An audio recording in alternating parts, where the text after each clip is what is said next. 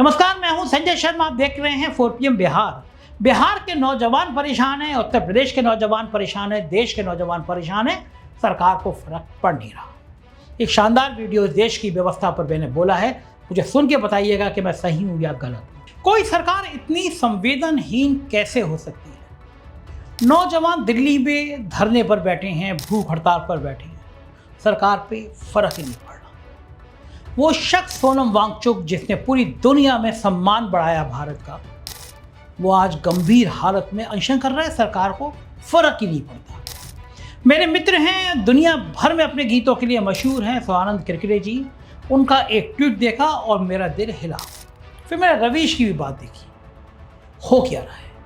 दिल्ली का जंतर मंतर एक बार फिर से देश की राजनीति, लोकतंत्र और युवाओं के भविष्य की लड़ाई का केंद्र बन गया है। यहाँ पे कोई चुनावी सभा नहीं हो रही, यहाँ पे कोई मंत्री भाषण नहीं दे रहा, यहाँ कोई राजनीतिक दल अपनी सरकार बनाने की कोशिश नहीं कर रहा। वहाँ बैठे हैं सोनम वांगचुक, लगातार कमजोर होते हुए, लगातार गिरते स्वास्थ्य के साथ, लेकिन अपनी मांगों और अपने समर्थन में बैठे युवाओं के लिए अड़े खड़े। ये होता है देश का भविष्य, और यही वो तस्वीर है जिसने पूरे देश का ध्यान अपनी ओर खींच लिया है। सवाल यह है कि आखिर ऐसा क्या हुआ कि सोनम वांगचुक को भूख हड़ताल पर बैठना पड़ा, आमरण अनशन पर बैठना पड़ा? आखिर ऐसा क्या हुआ कि हजारों लाखों युवा उनके साथ देश भर में खड़े हो गए? आखिर ऐसा क्या हुआ कि विपक्षी दलों के नेता जंतर मंतर पहुंचने लगे? और आखिर ऐसा क्या हुआ कि सोशल मीडिया पर लाखों करोड़ों लोग इस आंदोलन की चर्चा कर रहे हैं? किसी भी आंदोलन को समझने के लिए उसके पीछे छिपे दर्द को समझना पड़ता है। कोई व्यक्ति यूं ही अपनी जान जोखिम में डालकर भूख हड़ताल पर नहीं बैठता। कोई भी युवा यूं ही दिल्ली की सड़कों पर नहीं उतरता। कोई परिवार यूं ही अपने बेटे बेटी को आंदोलन में शामिल होने की अनुमति नहीं देता। जब व्यवस्था पर भरोसा कमजोर होने लगता है, तब आंदोलन पैदा होते हैं। जब युवाओं को लगता है कि उनकी आवाज नहीं सुनी जा रही, तब आंदोलन पैदा होते हैं। जब मेहनत करने वालों को लगता है कि उनके साथ न्याय नहीं हो रहा, तब आंदोलन पैदा होते हैं। आज जंतर मंतर पर बैठा हर युवा एक कहानी है।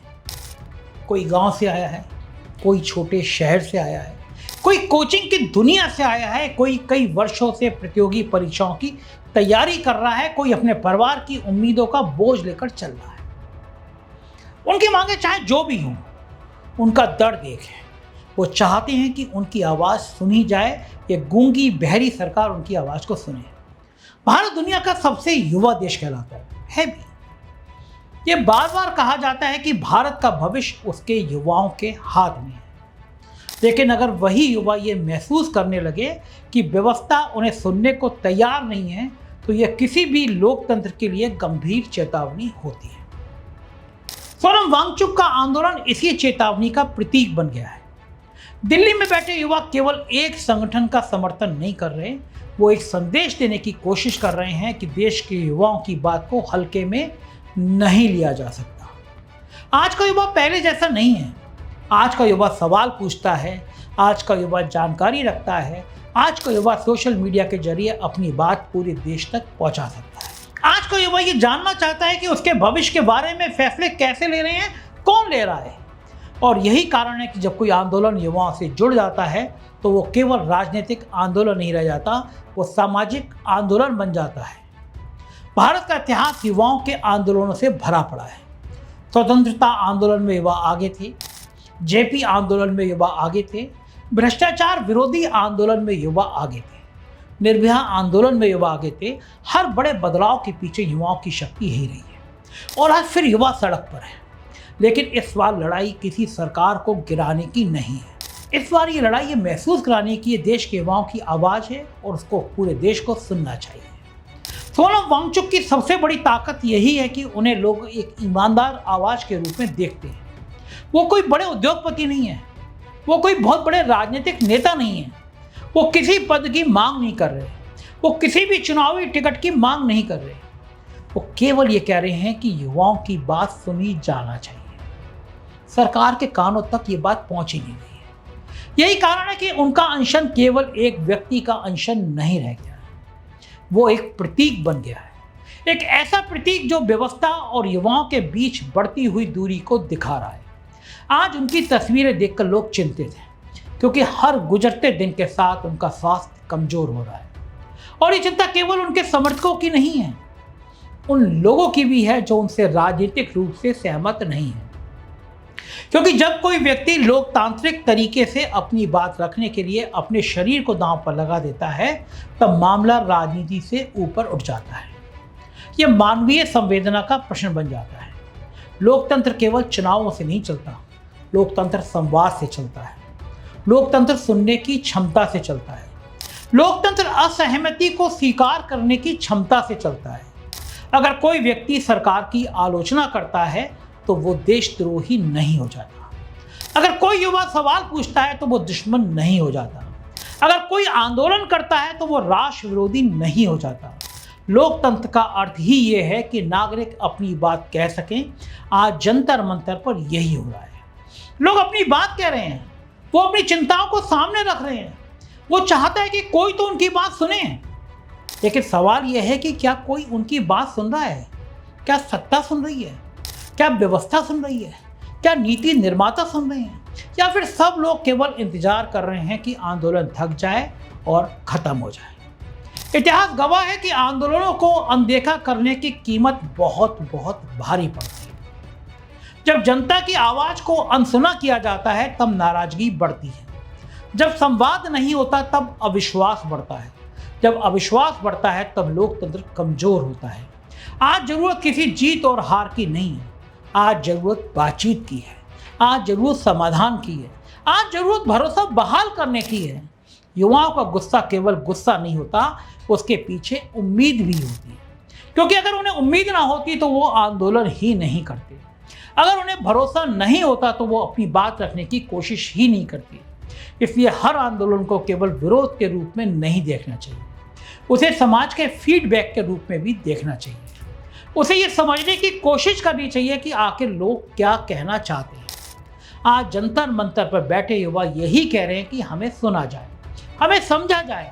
हम केवल आंकड़ों के रूप में हमें मत देखिए, हमें इंसान के रूप में देखिए। हमारे सपने हैं, हमारी उम्मीदें हैं, हमारे परिवार हैं, हमारा भविष्य है। और यही संदेश पूरे देश में गूंज रहा है, हर तरफ गूंज रहा है। युवाओं में गुस्सा बढ़ता जा रहा है। परिवार के लोग कह रहे हैं हमारे बच्चों के संग सरकार क्या कर रही है। लाखों परिवार इस आंदोलन को देख रहे हैं, क्योंकि हर घर में एक युवा है। हर घर में कोई ना कोई कंपटीशन की तैयारी कर रहा है। हर घर में कोई ना कोई अपने भविष्य को लेकर चिंतित है। इसलिए यह आंदोलन केवल दिल्ली का आंदोलन नहीं है, ये पूरे देश का आंदोलन बनता जा रहा है। यही कारण है कि अलग अलग राजनीतिक दलों के नेता वहां पहुंच रहे हैं। यही कारण है कि गोदी मीडिया इस पर चर्चा नहीं कर रही, डर रही है। और यही कारण है कि कलाकार और सामाजिक कार्यकर्ता अपनी राय दे रहे हैं। सौनंद किरकिरे जैसे शानदार लेखक, गायक, कवि भी लिख रहे हैं। क्योंकि ये मुद्दा केवल एक व्यक्ति का नहीं है, ये मुद्दा एक पीढ़ी का है। एक ऐसी पीढ़ी का जो अवसर चाहती है, सम्मान चाहती है और न्याय चाहती है। सवाल ये भी है कि क्या इस देश में युवाओं की बात सुनी जाएगी? क्या केवल उन्हें चुनाव के समय याद किया जाएगा, या फिर उनकी समस्याओं पर गंभीरता से विचार भी होगा? ये सवाल आज जंतर मंतर से उठ रहा है और पूरे देश में फैल रहा है, पूरे देश में गूंज रहा है। सोनम वांगचुक का कमजोर होता शरीर देश को एक संदेश दे रहा है। वो कह रहा है कि मुद्दा व्यक्ति से बड़ा है। वो कह रहा है कि लड़ाई किसी एक संगठन की नहीं है। वो कह रहा है कि लड़ाई उस भरोसे की है जिस पर लोकतंत्र टिका हुआ है। और जब भरोसे कमजोर होने लगते हैं तब समाज बेचैन हो जाता है। आज समाज में वही बेचैनी, वही तड़प, वही पीड़ा दिखाई दे रही है। लोग जानना चाहते हैं कि आगे क्या होगा। क्या सरकार बातचीत करेगी? क्या कोई प्रतिनिधिमंडल मिलेगा? या फिर यह आंदोलन और लंबा चलेगा? इन सवालों का जवाब अभी भी किसी के पास नहीं है। लेकिन इतना जरूर है कि जंतर मंतर पर जो हो रहा है उसने देश को सोचने पर मजबूर कर दिया। उसने सवाल खड़ा कर दिया है कि क्या हम अपने युवाओं को पर्याप्त महत्व दे रहे हैं? क्या हम उनकी चिंताओं को समझ रहे हैं? क्या हम उनके भविष्य को लेकर उतने गंभीर हैं जितना होना चाहिए?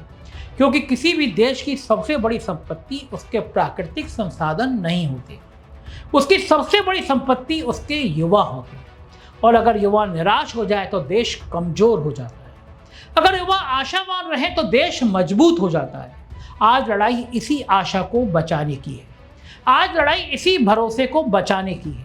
आज लड़ाई इसी विश्वास को बचाने की है और यही कारण है कि सोनम वांगचुक का यह अनशन केवल एक अनशन नहीं रह गया, ये एक प्रतीक बन गया है, एक सवाल बन गया है, एक चुनौती बन गया है और शायद एक अवसर भी बन गया है। एक अवसर व्यवस्था के लिए, एक अवसर सरकार के लिए, एक अवसर लोकतंत्र के लिए कि वो दिखाए कि वो अपने युवाओं की बात सुन सकता है, वो दिखाए कि संवाद अभी भी जिंदा है, वो दिखाए कि लोकतंत्र केवल वोट डालने का नाम नहीं है बल्कि नागरिकों की आवाज़ सुनने का नाम भी है। आज देश इंतजार कर रहा है, युवा इंतजार कर रहे हैं, जंतर मंतर इंतजार कर रहा है और शायद इतिहास भी इंतजार कर रहा है कि इस कहानी का अगला अध्याय क्या होगा, क्या संवाद होगा, क्या समाधान होगा या फिर संघर्ष और लंबा चलेगा। ये आने वाला समय बताएगा, लेकिन आज इतना तय है कि जंतर मंतर पर बैठा एक आदमी पूरे देश को ये याद दिला रहा है कि लोकतंत्र में सबसे बड़ी ताकत सत्ता नहीं, जनता की आवाज़ होती है और जब जनता की आवाज़ उठती है तो उसे सुनना ही पड़ता है। हर हालत में गूंगी बहरी सरकार को भी सुनना पड़ता है। लेकिन दोस्तों, इस सरकार से क्या उम्मीद की जाए जो हजारों किसानों के आंदोलन पर आंख ना मूंदे, कुछ फर्क ही ना पड़े, सैकड़ों किसानों की मौत हो जाए फर्क ना पड़े, लेकिन चुनाव आ जाए तो विश्व गुरु कहें कि मेरी तपस्या में कोई कमी रह गई थी। आप भी सोचिए, क्योंकि ये आने वाली पीढ़ी का नहीं, आपके भी भविष्य का सवाल है। आपके बच्चे भी इसी तरह क्या इस भ्रष्ट व्यवस्था का शिकार होते रहेंगे। परीक्षा लीक होती रहेगी, नकल होती रहेगी, बेरोजगारी बढ़ती रहेगी और अग्निवीर जैसी व्यवस्था खत्म होती जाएगी। नेताओं का भ्रष्टाचार बढ़ता रहेगा, वो करोड़ों अरबों रुपए कमाते रहेंगे, नौकरशाही नोटों की गड्डी भी सोएगी और आपका बच्चा सड़क पर सोएगा। बड़ा सवाल है, सोचिएगा जरूर। जय हिंद।